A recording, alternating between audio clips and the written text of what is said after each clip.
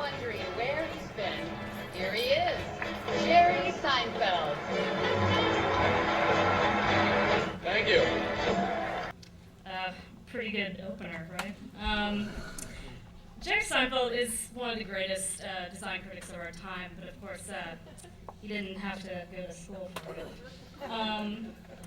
Hello, my name is Chappell, Ellison, and I'm here to talk about movie theaters. Though they are often overlooked aesthetically, movie theaters are the most recognized and important building types to come out of the 21st century, second only to the skyscraper and the airport. And what makes the movie theater so special is its commonality. This is a place where you've had first dates and makeups and birthdays and rainy days and first kisses. And I'm not simply focusing on the great movie palaces of the past, but the movie theaters of the present. And some may argue that these are uninspiring spaces, but even the most banal theaters are complex in meaning. First, I'll begin by showing a few examples of objects that have become icons of movie theater design. Their function is now secondary to their symbolism. Second will be the future of moviegoing and how the growing trend of digital projection threatens to alter the movie theater as a building type. And last, I'll briefly discuss a proposal inspired by the movie theater and our everyday surroundings. So, the Art Deco movie palaces of the 1920s and 30s provided the go-to standard in movie theater design, an aesthetic that has rinsed and repeated its way to the present. And our movie theaters today are as ubiquitous as Walmart and as anonymously designed as Target, yet every ornament and every swirl that decorates a movie theater has a rich narrative that speaks to the history of film exhibition as well as our relationship to it now.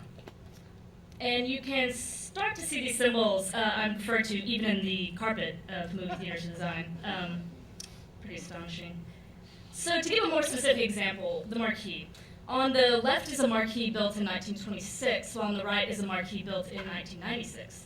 So when marquees were built in the 20s, the horizontal axis of the sign attracted foot traffic on urban streets, while the vertical thrust appealed to burgeoning automobile traffic. But like the marquee on the right, which is in Dallas, Texas, today's theaters are primarily built in the suburbs, set far back on a parking lot where the marquee doesn't need to attract foot or car traffic. The marquee now adorns the movie theater as an indicator of building type, no longer necessarily a conveyor of information, such as movie titles and showtimes. The contemporary history of the marquee can be traced back to a time when moving pictures moved. What you're looking at is a type of traveling exhibition known as a bioscope show. And bioscope shows traveled around fairgrounds during the first decade of the 20th century. These were the first structures built and dedicated purely to the exhibition of moving pictures. So to stand out from other circus tents and sideshows on the fairgrounds, bioscope owners attached lights to the facades of these structures. And so this is the first time that the movie theater became a bright, twinkling exterior with a dark, cavernous interior. And actually, the lighted signs on these structures were just as much of an attraction as the film shown within. So bioscope shows only lasted around a decade because permanent movie theaters known as Nickelodeons popped up on main streets across the country. And Nickelodeon proprietors saw the crowds that gathered to see the lights at the bioscope shows. So it wasn't long before Nickelodeons were studded with lights as well. This image is a very standard Nickelodeon of the time. But as the years went, the marquee began to almost exhale out over the street. And that is almost a direct correlation to the rise of the automobile animation. The marquee had to protrude outwards in order to catch the eye of drivers. So today the marquee persists as a decorative symbol, as seen here in this photograph of the box office in the Lowe's AMC Lincoln Cinema here in Manhattan. And even though they don't function quite the same way, it's impossible to imagine a movie theater without a marquee, and nor would I want to. Another example of a symbol is the film reel, which is kind of hard to miss in this exterior photograph of a movie co-theater in Florida. And during the golden era of movie palaces, theater designers were quick to adopt the film reel as a decoration. This is an image of the Tower Theater in Los Angeles, designed by S. Charles Lee and built in 1927. And just above the marquee, you can see an arched window, which is actually a stained glass work of art. But instead of religious iconography, the window depicts a crest dotted with 3 fleur-de-lis, and undulating out from either side of the crest are what look like 2 green ribbons. But a second look and you'll see that the ribbons are actually strips of nitrate film. This is the rotunda of the Roxy Theatre, which was thought to be the grandest movie palace of all time. And it once stood here in Manhattan on 7th Avenue and 50th. And it was demolished in the 60s before Jane Jacobs could get there.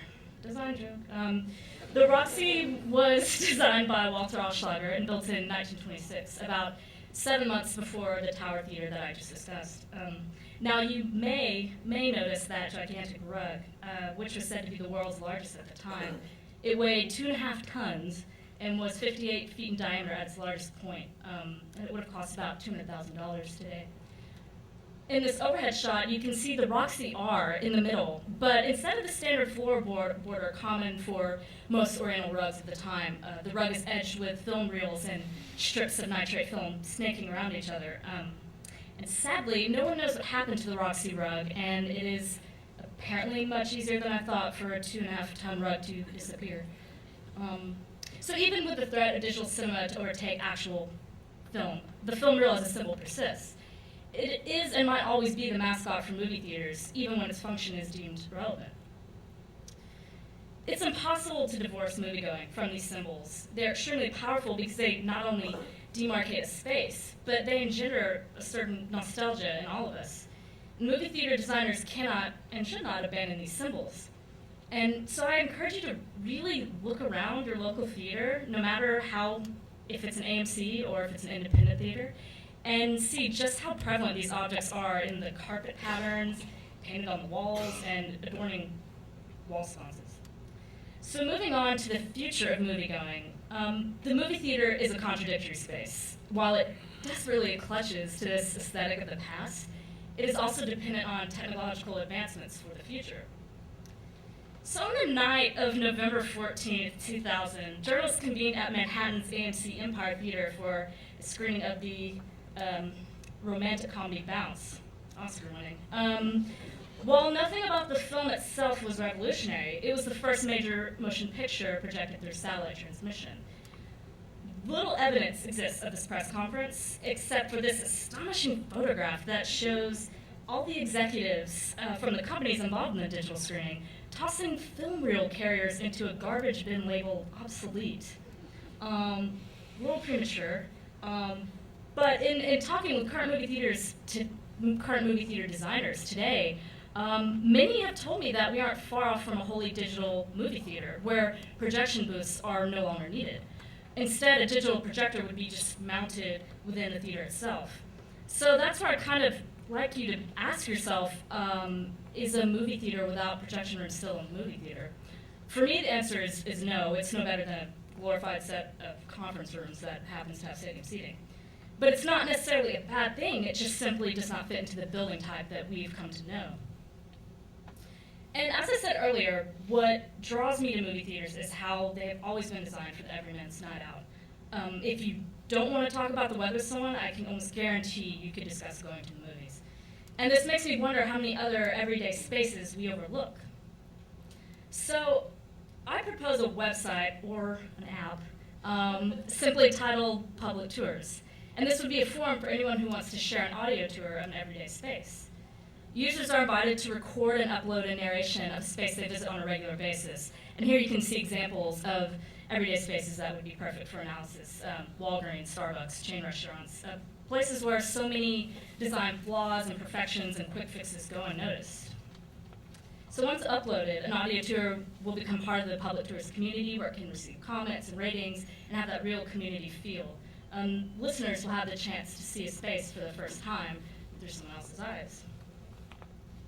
But if anything, I hope today has made you think about a space that you so often walk through without notice. Perhaps contemporary movie theater design is ignored because it is so visually loud, but out of all this chaos is an environment that pays homage to Hollywood history and how we've experienced it for a century. And with every movie theater that's built, there's an opportunity to build almost a mini satellite museum to the history of Hollywood. And finally, I'd like to leave you with a recent quote from, by the way, this is AMC Lowe's in Manhattan. You should go check out that mural, it's fantastic. I'll leave you with a quote from a recent quote from a Multiplex manager, perhaps a critic in his own right. And when asked what the theme of his movie theater is, he answered, the 1920s, the year 2000, you know, the future. Thank you.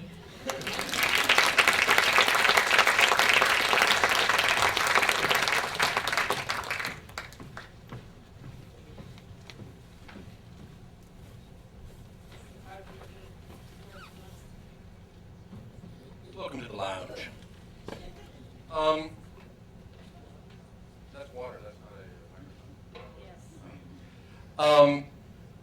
That was really interesting. And one thing I had never thought before, and tell me if you agree, that, you know, we know about Robert Venturi and Denise Scott Brown talking about ducks and sheds and starting in the 60s and 70s as this new way to think about architecture. It seems to me movie theaters maybe were the original ducks, right? I mean, these incredible, these boxes, but turned into these fantasy objects that could be seen from cars and the rest.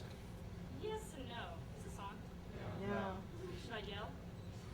Should I switch?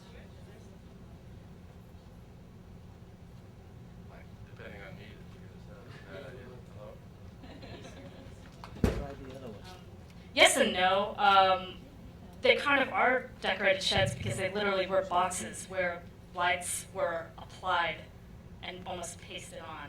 So it could go both ways. But yes, in researching movie theaters, I mean, a lot of reference comes up to Venturi and the decorated shed and the duck.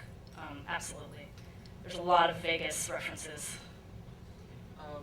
The now old-fashioned movie theater that you don't talk about as a type, which I, from my youth, remember as a type. It wasn't as prevalent as the kind of Art Deco, Egyptian revival ones, were the ones from the 50s and early 60s that were kind of World's Fair domes and those kinds of mid-century. Was that done in enough number to be established as a type in the public mind or not? I guess there's the weird thing about movie theater design is it did have its heyday in the 20s and 30s, so that's why the aesthetic is just repeated over and over and stripped down more and more and more. The 60s was about when all the movie palaces were torn down, and the only ones that were left were just kind of big boxes that were twinned, which is where you put a wall in the middle to make two screens and make an even worse movie theater. And then those were the theaters that by the 70s became, as you were talking about, the porn theaters in Times Square, and were just totally, seedy. What about the multiplexing, which, as you said, began in the 60s and, 2 and then 3 and then 5 and then 10? Doesn't that somehow change the nature of what a movie theater is in a radical way? Yeah, I read something, this one guy, specifics, this one guy said there was a huge change in the way we viewed movies and movie going, and that was the day that we stopped referring to movie theaters by how many there were in the country, and we started referring to them by screens. Yeah. And that became a huge difference in going to the movies, and that was a shift to making money, because when you refer to how many screens something's on, that's right. A money-making term. Right. Rather than this more romantic idea of going to the movie theater. To the theater, yes. It also struck me, having never spent as much time as I now have thinking about movie theater design, i.e. the last 15 minutes, the drive-in theater in America, which is so redolent and so rich, and of course doesn't exist as a building. How did that figure into your scheme? I didn't go into drive-ins much within my thesis. Someone mentioned to me, I think it was, I want to say Michael Sorkin, maybe offhandedly remarked it, but the drive-in might be like the ultimate modernist expression of the movie theater, because basically all the walls are gone. Right. Everything's torn down, and all you have is the vehicle you came in and this one screen, which is kind of a lovely thought, but yes, they're completely gone. Yeah. I remember going to one as a kid, but... And projection booths. Really? You will feel the loss of the projection booth? Yeah, come on, man. There's some mysticism about going to the movie theater, and that's part of the whole nostalgic, is when you're sitting in your seat, you have this beautiful beam of light that's thrown over your shoulder that you don't know what's going on or who's back there, and it somehow is magically thrown onto the screen and creates an image. And I write about that some in my thesis, and there's so much magic to that I think to be able to see the projector and see the light coming out, it takes away so much. And then it's going to make a fan sound, so you're going to be watching a scene and it'll be and. Well, and I guess without it would be reducing maybe the final distinction between having a great big flat TV at home and the movie theater. Right, and that's the major question. Will people still want to go to the movie theater when it's made up of parts that you can get at Best Buy? Right. Thanks, Jeff.